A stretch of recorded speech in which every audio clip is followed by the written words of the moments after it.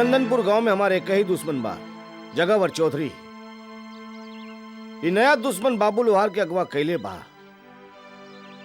कोई सकेला कौन पुलिस वाला होए।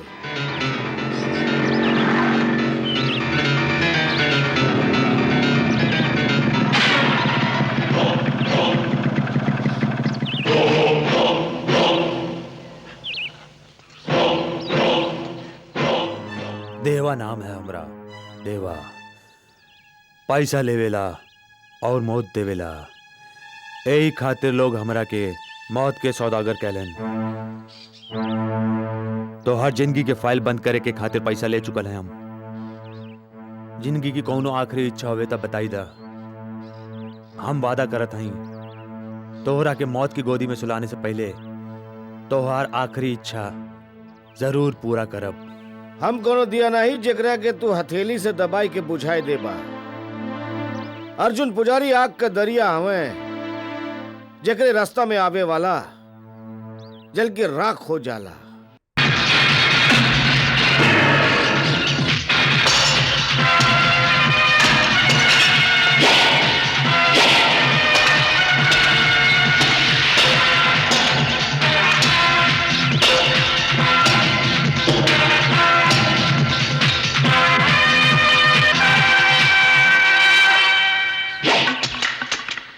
तो आज नसीब अच्छा है कि सूरज डूब गई। सूर्यास्त के बाद ब्राह्मण केहू पे हाथ नहीं उठावेलन। तू चाहता हमार जान ले सकेला। हम वादा करत हई तोरे पे वार नहीं करबे। भीख में मिलल जीत के ताज ना मर्द के सिर पर नीमन लागेला अर्जुन पुजारी। और देवा नपुंसक नहीं है। हम कल के सूरज निकले तक का इंतजार करब।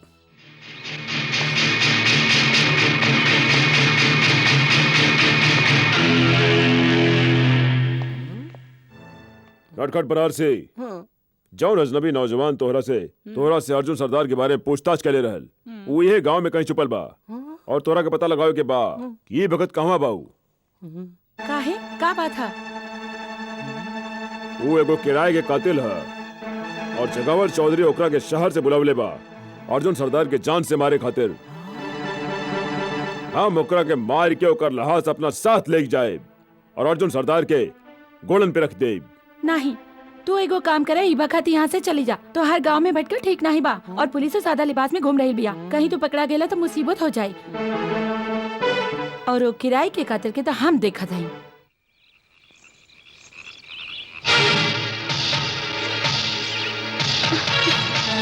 काय खातिर आइल हुआ यहाँ?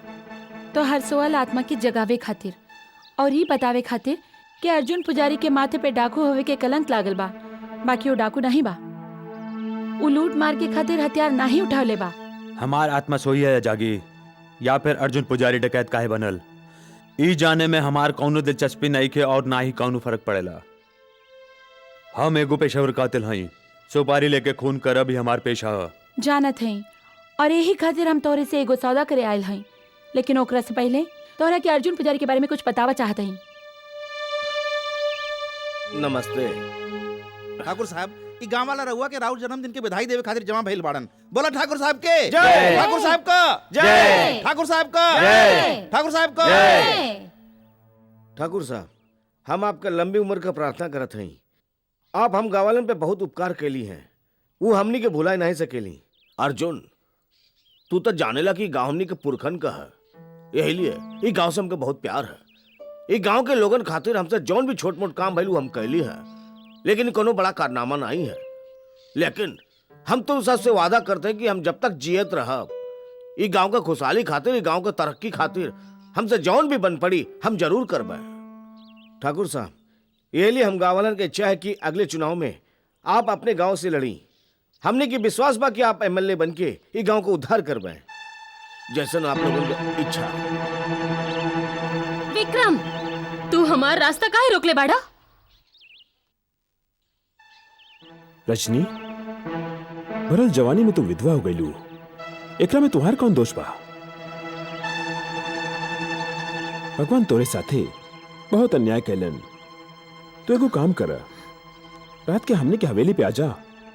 वहां हम तोहरा के इतना प्यार करब कि तोहार मन खुश हो जाई और बरसन की जवन तोहार प्यास हुई वो बुझ जाई। एगो विधवा साथे ऐसे बात करत तोहरा की लाज आवे की चाहिए। वादा करबू रात के आवे के तो प्यार से जाए दे, नहीं तो जबरदस्ती लूट ले तोहार इज्जत। विक्रम, तू का समझेला ई गांव में तोहर बाप के राज चलेला जौन तू कोनो लड़की के साथ जबरदस्ती कर सकेला? खबरदार दोबारा एकरो और आंखें उठावला ता बहुत बुरा अंजाम होई तोहार। चला रजनी। नहीं फूलमती, ठाकुर विक्रम प्रताप हमरे बहन के बुरी नजर से देखे की हिम्मत नहीं कर सकेलन। उनके साथे तो हमार कोनो दुश्मनी नहीं थी। दुश्मनी नहीं के त का भाई? ठाकुर त गाँव के बहू बिटियन के अपन बाप के जागीर समझेला और ओकर बस चले ना तो हर जवान लड़की के अपन हवस के आग में जलाई देवे। कहीं ऐसन ता नहीं दूसरे गांव वालन जैसन तू हो ठाकुर से डरेला? अगर ये बात बा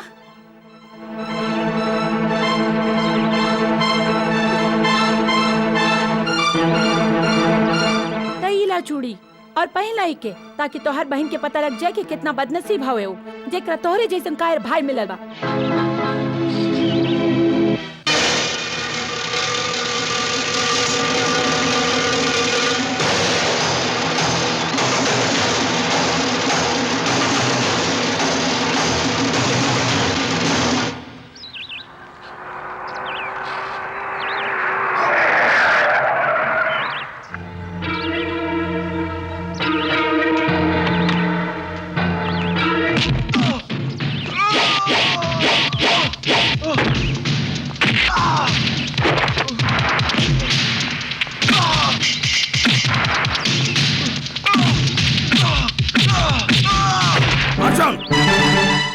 रुक जा अर्जुन, ये सब का होता?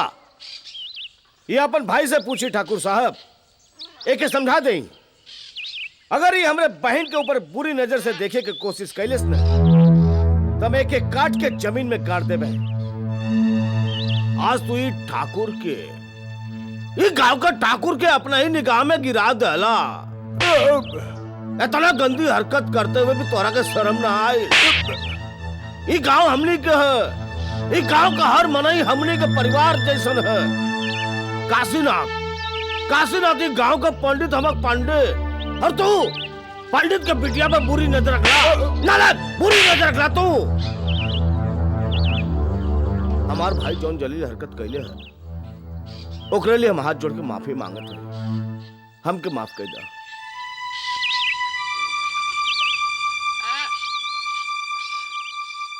ते ठाकुर साहब के भाई पे हाथ उठावे के हिम्मत कैसे कैला? वो तो गांव के भलाई के बारे में दिन रात सोचत रहेलन। ई कैसे हो सकेला कि उनकर भाई गांव के बहू बिटियन पे बाउर नजर रखे? बाबूजी, आप हमरे पे विश्वास रखिए। फूलमती अपने अखिए से देखे। सफाई देवे के कोशिश नहीं करा। ठाकुर साहब रजनी के बिटिया जैसन मानेलन। हरिया जब रजनी के छेड़लस तो ओकर अंजाम का भइल? ठाकुर साहब ओकरा के गांव से निकाल देलन। वो एगो महान आदमी हुआ तो के हमरे साथे चली के उनकरा से माफी मांगे के पड़ी। भैया ऐसा कुछ नहीं कहले हवन पिताजी जी, उनकरा के ठाकुर से माफी मांगे के पड़ी। और बाबूजी, ठाकुर विक्रम हमरा के बहुत बार छेड़ चुकल बाड़न, लेकिन ये बात हम आज से केहू से ना कहनी। लेकिन आज उनकर इरादा कुछ ज्यादा खतरनाक रहल। अगर फूलमती आज बीच में ना आए तो शायद। अगर ये बात है तो हम ठाकुर साहब के लगे जाके विक्रम के शिकायत करब। एकर कोनो जरूरत नहीं बाबूजी। ठाकुर साहब पूरा गांव के सामने हमसे माफी मांगले। काहे कि विक्रम जौन कले रहल ओकरे खातिर ओके सबक सिखावल बहुत जरूरी रहल।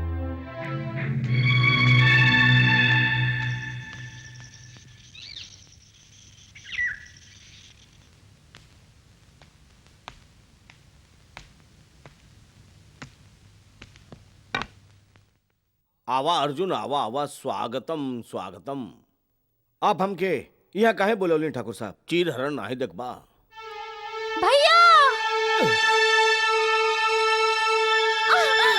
रजनी, ठाकुर,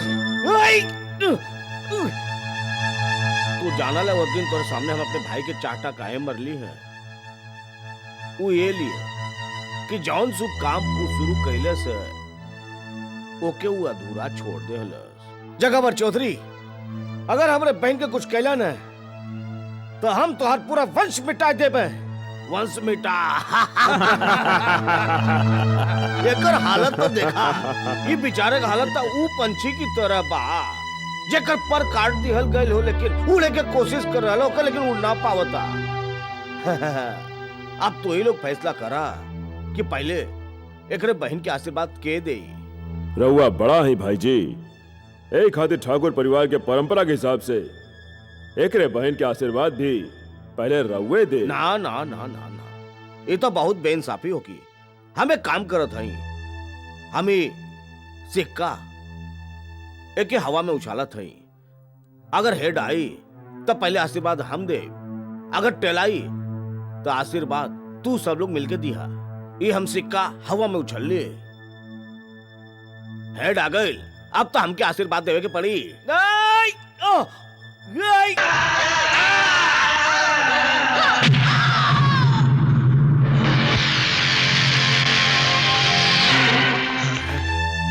भाई जी ये तो मर गई। अब का हुई भाई साहब? अगर पुलिस आइल तो हमनी फंस सकीला जा। ओहो जीजा जी, अगर रउआ चाहे तो रातों रात लाश के कहूँ फिकवा दे। नहीं साले साहब, इलाज हमने के बहुत काम के है। गन्ना जी मालिक।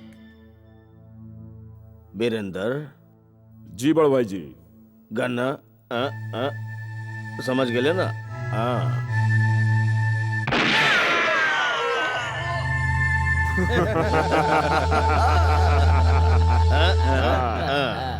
तमाम गवाहन और सबूतन के मद्देनजर रखते हुए ई अदालत ई नतीजा पर पहुंची बा कि मुलजिम अर्जुन पुजारी की बहन का गन्ना उर्फ गुलशन यादव से नाजायज संबंध रहल, जेकरे वजह से अर्जुन पुजारी ने गन्ना उर्फ गुलशन यादव का कत्ल कर दियल। ई अदालत मुलजिम का मुजरिम करार देते हुए ताजिरात हिंद शेरे दफा 302 के तहत उम्र कैद की सजा सुनावत बा।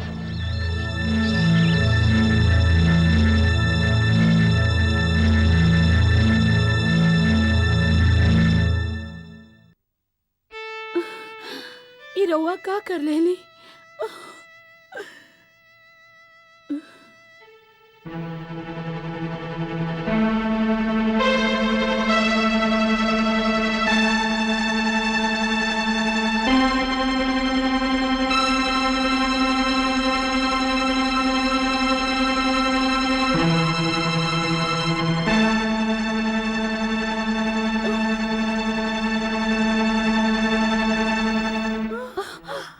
चाचा जी,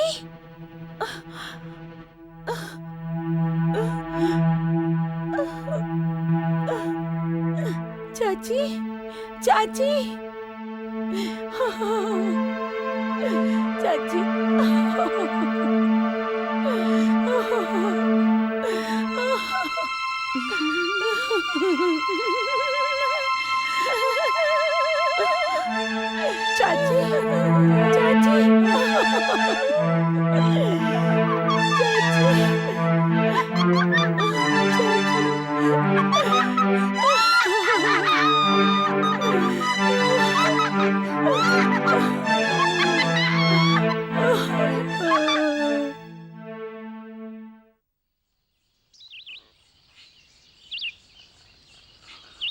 जगावर चौधरी के अत्याचार जन्म देले बा अर्जुन डकैत के। ई सब जाने के बाद भी तोहरा के लागत बा कि अर्जुन के मारब सही बा, तो हम तोहरा के साथे एगो सौदा करे चाहत हई।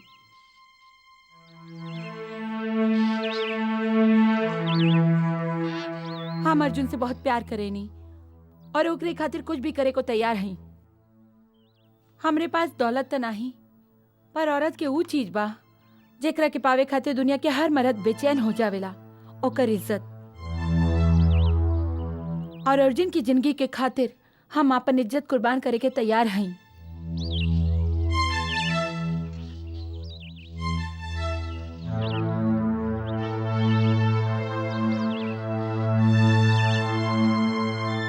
तोहरे साथ हम रात बितावे के तैयार हई,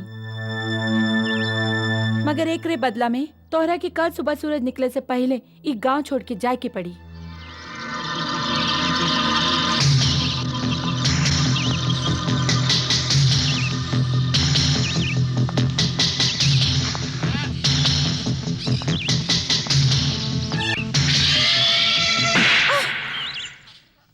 खून करब हमार पैसा, जिस्म के भूखा नहीं है हम।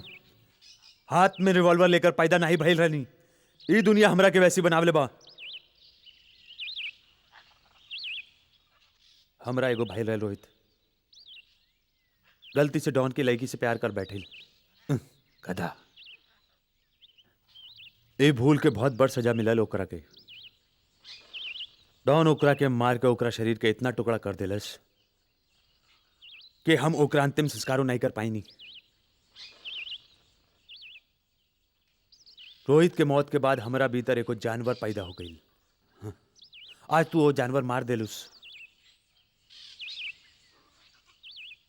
तू घरे चली जा, कल सवेरे हम गांव छोड़कर चल जाए।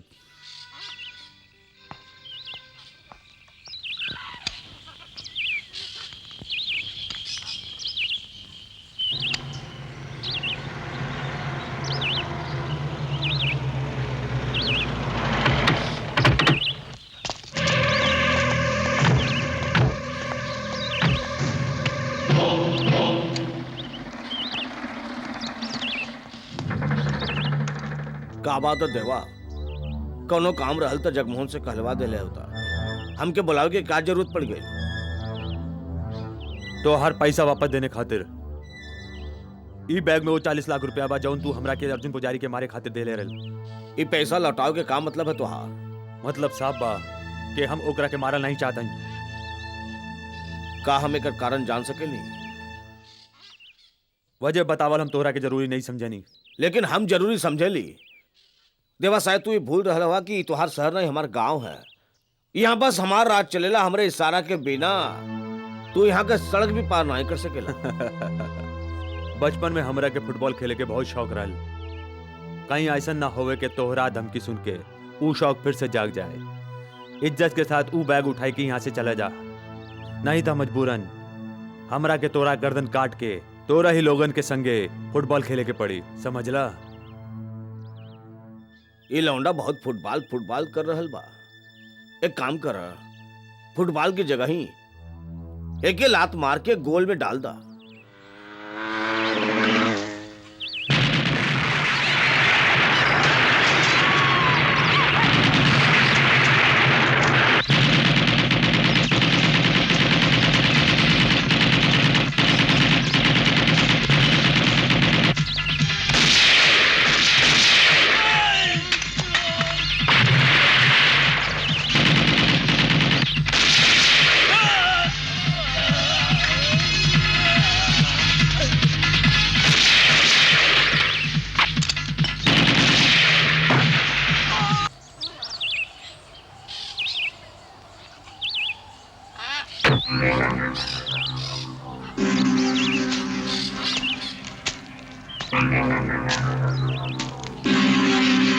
हम सवेरे से तुहार इंतजार करत हई। सूरज सर पर आ गई और तू हमरे ठिकाना पे नहीं अइला। ये लिए हम खुद तोहरे पास आ गईली।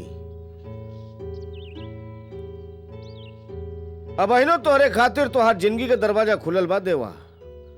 अगर तुहार हौसला टूट चुकल होखे तो तू हमसे माफी मांग के तू यहाँ से जा सकेला। हौसला तो अब इतना बा कि हम चट्टान के सीना चीर सके नहीं।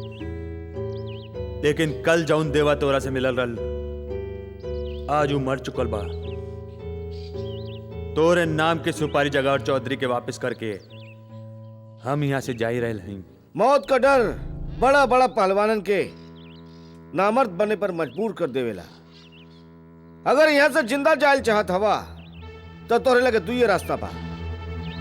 हमसे मुकाबला कई के हमके जान से मार डाला, या तो अपन हाथ जोड़ के सर झुकाए के हमसे माफी मांगला। ई सर हमेशा ऊपर वाले के आगे झुकेला अर्जुन पुजारी, कौनो इंसान के आगे ना आई। हम तो हर जान लेवे आइल नहीं, फिर हमार जान काहे बचावला तू? हमू देवा के जान नहीं बचौली है जे हमार जान लेवे चाहत रहल। हम जा रहे नहीं। अगर तू चाहा तो हमार पीठ पे गोली मार के अपन जिद पूरी कर सकेला।